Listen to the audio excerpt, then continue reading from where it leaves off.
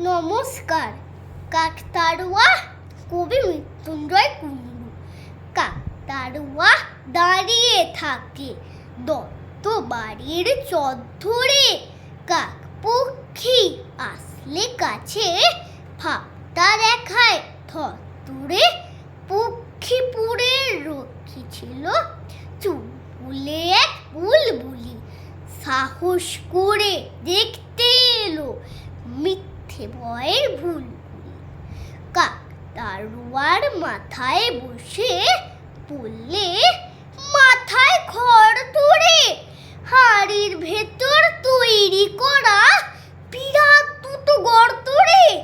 হাত পাগুলো তৈরি বাঁশের, ভেতর তাতে ঘুন খালি।